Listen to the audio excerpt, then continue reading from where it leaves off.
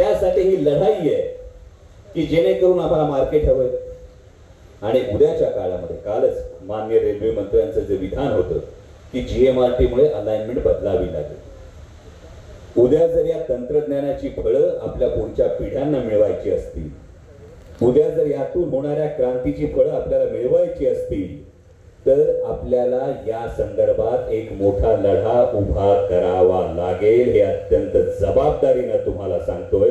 आणि हा लढा जर उभा राहिला नाही तर हातातोंडाशी आलेला घास हा निसटून जाईल, याची आपण प्रत्येकानं एक जाणीव ठेवली पाहिजे. आणि यामध्ये कोणताही स्वार्थ नाही. तुम्ही साधी गोष्ट सांगतो, हा ब्रॉडगेज रेल्वे, या ब्रॉडगेज रेल्वेमध्ये पुण्यापासून नाशिकपर्यंत, नाशिकपासून पुण्यापर्यंत जाणं नाही.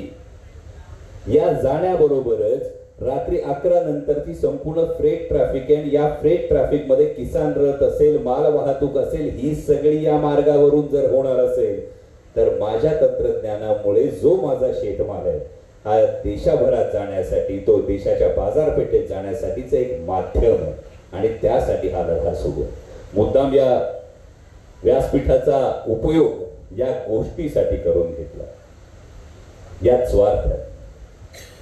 कारण तुम्ही ज्या पद्धतीनं या कृषी महोत्सवाला पाठिंबा दिला त्याबद्दल तुमचं मनापासून कौतुक.